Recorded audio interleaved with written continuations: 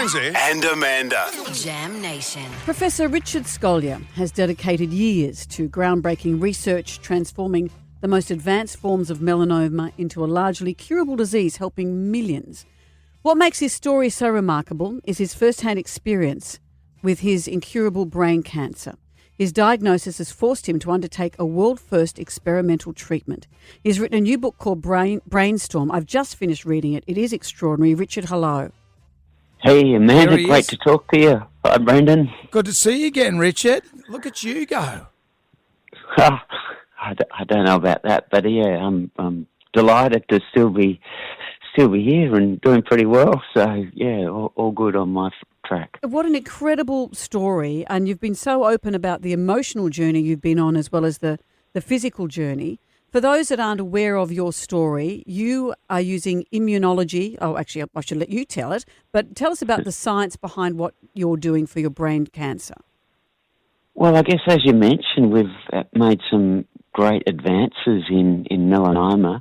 Melanoma, if you get it early, most people will be cured, but once it's spread to distant sites, which occurs in about 5% of patients, a decade or a little bit more ago, basically there was nothing we could do, and most people would be dead within a year. 5-year survival rates was less than 5%, but because of groundbreaking work and clinical trials led by my friend and colleague, Professor Georgina Long, the 5-year survival rate's now about 57%. So, great discoveries have been made which have changed the field, not just in melanoma, but in many other cancers now. And, to be diagnosed with supposedly incurable cancer, for which treatment hasn't changed in 20 years, didn't sit right with me, and Georgina put on the table, do you want to give it a crack with some of the discoveries that we've made in melanoma to see if we can make a difference here? So,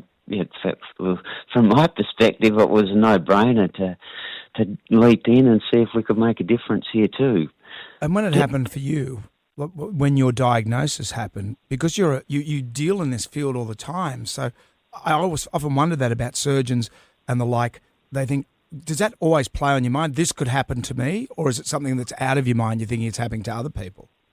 No, I think realistically, you get about your life, and the odds are that you won't pick something up. I guess you want to enjoy your life and make the most of it. But and obviously, my job is a pathologist to make diagnoses of cancer, so.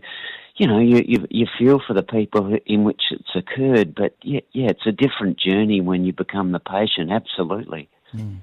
It's been amazing that this kind of immunology hasn't been used before, really, for brain cancer. As you say, the results haven't changed. The treatment hasn't changed in so many years. You are now over a year cancer-free in your brain. How unusual is that? Well, the average survival for the subtype of brain cancer I've got at my age would be 12 months, and the usual time to recurrence 6 months. To go down this path of using immunotherapy to stimulate the immune system to try and fight the cancer, it's more likely to work from my perspective if I didn't take chemotherapy. So basically the chances of it recurring and my survival rate drops in half. So your average survival will be 6 months, and the fact that I'm still here and functioning well, I'm absolutely thrilled and delighted about it. But the problem is that one patient doesn't mean anything in as far as treatment goes. What we need is a clinical trial to see if it's just luck that I'm still here or whether the treatment is having an effect. We've generated some science using the work that we've pioneered in melanoma to see if there's some scientific evidence to suggest that this is a path that's worth going down to test in a clinical trial, and there is some promising data which we hope will be published very soon. So, yeah, it is a path worth exploring. But bottom line is, we don't know if it's luck for me or it's the treatment that's made a difference. We need a clinical trial, and I know people are working very, very hard to try and get this over the line, and it takes some time to get a clinical trial up and running, but hopefully it will start in the not-too-distant future next year. King Charles was just in town, and I noticed you were there. You had a chat to him, and then and then there was a moment. I was watching you on the telly. I don't know if you're aware of this, and you sort of turned away from King Charles, and you were straight onto the microscope. You were just like really focused on what you were doing. It was almost like, just stand by there, King. I got some stuff to do.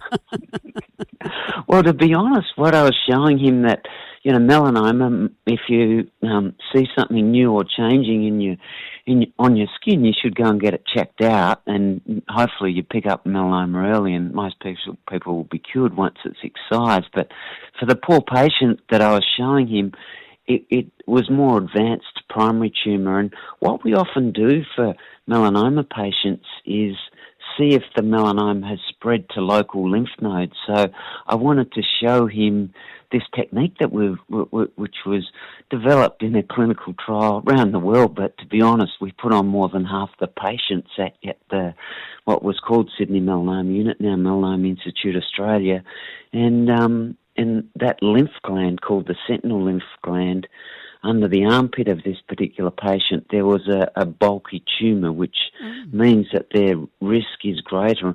And in fact, for this group of patients now in melanoma, we would offer them adjuvant immunotherapy. There's one thing I just wanted to add about the problem with brain cancer that I've got. It's sort of got tentacles that sneak off everywhere into your brain, and you can't see that on X-rays. The surgeon can't see it when they go in. So we need some therapy which will select out tumour cells but leave your normal brain cells alone, and a local therapy can't do that. So that for me, it was a no-brainer to go down this route and see if we could find whether immunotherapy, which hopefully will select out the tumour cells and leave my normal brain cells alone, so I can still function. Yeah. I found your book absolutely gripping, and you talk about how, in light of winning Australian of the Year, you were on the project, and that Kate Lambrook said these words to you. They say, "A wise man plants a tree under which he will never sit." And she said, and I'm getting emotional, she said, "And we and the rest of Australia hope that you sit under that tree that you have made for all of us, so your work will live on forever and make huge inroads for other people," Richard. Yeah, thanks. Richard, it's a beautiful book. The book is called Brainstorm. Yeah. I highly recommend it. There's a lot of emotion going on here. But I keep saying this, but I think, you've got to work as a team if you want to make a difference. And we've got a great team at the Melanoma Institute, and also the team of people who are caring for me. Georgina was the one who put this on the table. But I think, in all parts of society, you need to think big, be bold, and be courageous and work together, and that's you lean in and don't just lean in, leap in, and hopefully that's how you can make a difference. Richard, well said. Richard. Mate, thank you. Thank you for sharing your time with us today. Brainstorm is out now at all good bookstores. Richard Scolyer, thank you for joining us. No, my pleasure, Jonesy and Amanda. Thank you, Richard.